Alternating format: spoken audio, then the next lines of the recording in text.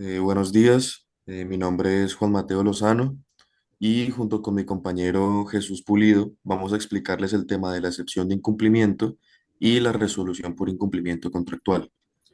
Entonces, en primer lugar, sobre la excepción de incumplimiento contractual, tenemos que ver el artículo 1609 del Código Civil. En principio, pues nosotros tenemos definido dogmáticamente que la excepción de incumplimiento contractual es una figura que busca proteger a la parte fiel de un contrato sinalagmático o bilateral, permitiéndole negarse legítimamente el cumplimiento de su prestación, producto del incumplimiento de la contraparte, o si esta contraparte no ofrece contemporáneamente el cumplimiento de su propia prestación.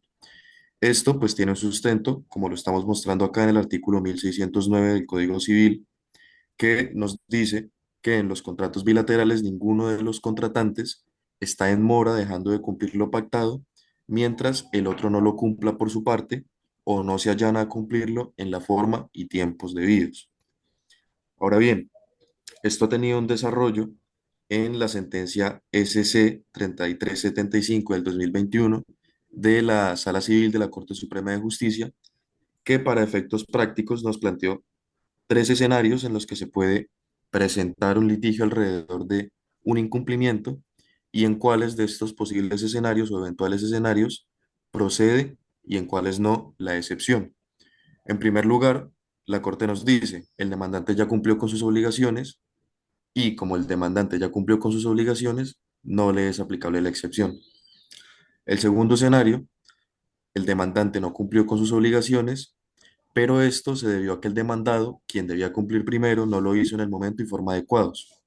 Sin embargo, a pesar del incumplimiento, en este caso tampoco es posible plantear la excepción de incumplimiento, ya que el incumplimiento inicial por parte del demandado justifica a su vez la falta de cumplimiento del demandante y le permite a éste buscar directamente la resolución del contrato, el tema que explicaremos más adelante.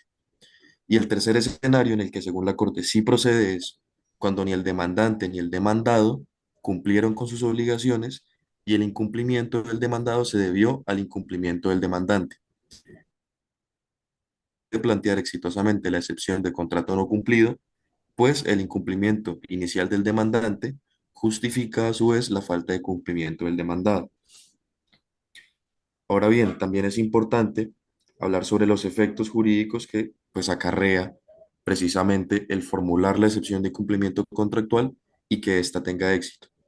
En primer lugar, pues tenemos que, como esto se da en el marco de un proceso judicial, necesariamente fracasan las pretensiones del demandante, que pueden ser o generalmente son que se dé el cumplimiento de la prestación por parte del demandado, ya que como nosotros vemos acá, se trata de una excepción que justifica o legitima que el demandado no cumpla con sus prestaciones, de manera que si ésta prospera, no va a ser necesario pues que se cumpla con esta obligación y por lo tanto fracasarían las pretensiones del demandante en este caso. Y el otro, que lo explicaremos más adelante o lo explicará mi compañero más adelante, es precisamente que sea la resolución del contrato, que grosso modo, podemos decir por ahora, consiste en retrotraer o devolver la situación a como se encontraba antes de la celebración del contrato. La resolución por incumplimiento, el precursor de esa figura la encontramos en el derecho romano. Desde esta época, las partes estaban obligadas a perseguir el cumplimiento judicial de las obligaciones.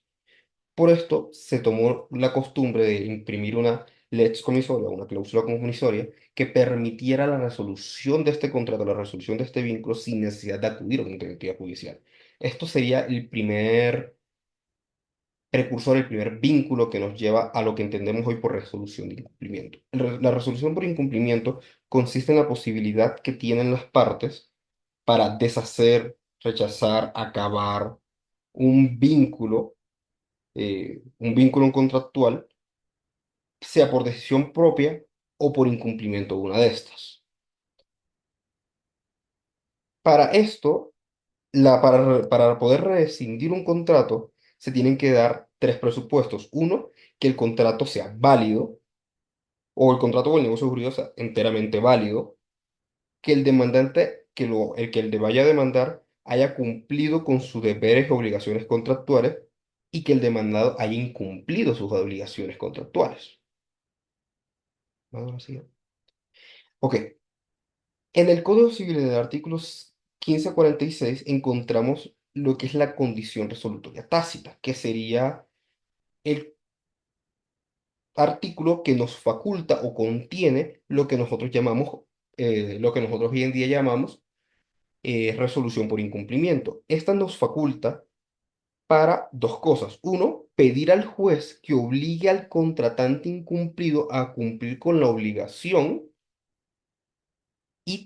con cumplir con su obligación y terminar satisfactoriamente el contrato. O dos, pedir la resolución del contrato con sus consecuencias que la veremos más adelante, que a los grandes rasgos es restituir las cosas a como estaban antes del inicio del contrato.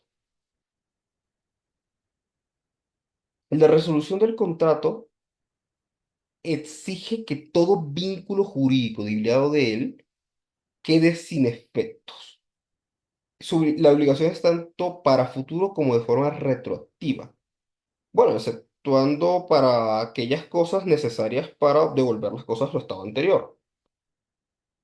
Esto lo vemos en la sentencia C-1128-7 del 17 de agosto de 2016, donde se dice que la resolución de un contrato tiene como efecto principal devolver las cosas a como estaban antes de la celebración de este mismo, obligando o implicando obligaciones mutuas o de restituciones mutuas. Por favor, paso.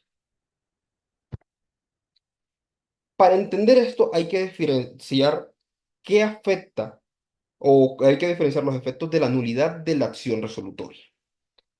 Si bien es cierto que en efecto práctico la acción resolutoria tiene efectos completamente similares a la nulidad, no se pueden entender estas dos figuras como enteramente semejantes.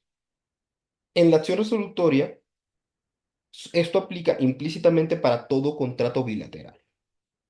Esta acción debe ser declarada por un juez y el acreedor no ejerce como tal la resolución del contrato, sino que tiene la facultad de pedir ante el juez la resolución de este.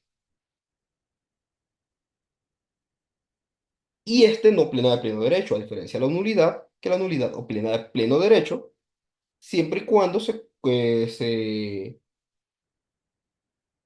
refuten los supuestos dados en el artículo 1502 del Código Civil. Eh, sobre el incumplimiento tardío y el incumplimiento, o la capacidad de rescindir un contrato por incumplimiento. A grandes rasgos solamente podemos decir que queda como facultad del acreedor de la acción decidir si respeta o se atiene a este incumplimiento o a este cumplimiento tardío de las obligaciones, o desde el momento en que es exigible y no se cumplieron, decide tomar acciones para pedir la resolución del contrato. Pero en sentencia 4844 del 21 de septiembre del 98 se deja claro que para aquel que tolere el cumplimiento tardío de estas obligaciones, después no puede ejercer acciones en contra de este por tal razón. Así que eso es el único detalle con respecto al incumplimiento tardío a la hora de tener en cuenta para la resolución tácita de los contratos. Por favor, sigue. Ok, importante detalle. ¿Por qué hablamos de resolución tácita o condición resolutoria tácita o resolución por incumplimiento? Si bien el artículo 1546 del Código Civil nos habla de condición resolutoria tácita, en la doctrina moderna hay diversas discusiones con respecto al entendimiento de la naturaleza jurídica de esta condición resolutoria. Básicamente hay dos grandes posturas. La primera postura, que es la que se mantiene en un análisis estricto de la norma o del texto de la norma, nos habla de que entendemos esta condición resolutoria tácita del incumplimiento contractual como una condición negativa y simplemente potestativa. Negativa porque nace de una negación del incumplimiento. y simplemente potestativa, pues porque da la potestad al acreedor de la acción de ejercerla contra el deudor. Pero la doctrina moderna critica esta idea hablando desde diversas complejidades. Uno, no podemos hablar como una condición, o no, dicen que no se puede hablar como una condición resolutiva, puesto que esta no es una condición de resolución, sino una condición que genera la opción al acreedor de ejercer diferentes acciones. Ya las hablamos, sea pedirle el cumplimiento del contrato o dos, pedir la resolución del contrato. No es una resolución, no es una condición resolutoria porque da la facultad de resolverlo de dos maneras diferentes. Y segundo, se considera que tampoco se le puede llamar una condición, sino como una especie de penalidad que da el artículo o la ley a aquel que falta por incumplimiento, mas no es una resolución simplemente potestativa. Por esto la teoría o la doctrina moderna discrepa de la naturaleza jurídica de esta condición y por eso intenta llamarla como incumplimiento o resolución por incumplimiento. O sea, se centra en las facultades reales de esta problemática y no abre la posibilidad a discrepancias en el sentido de la norma. Por eso hoy en día la doctrina moderna no nos habla de una condición resolutiva tácita, sino de una resolución por incumplimiento o un entendimiento de la resolución por incumplimiento.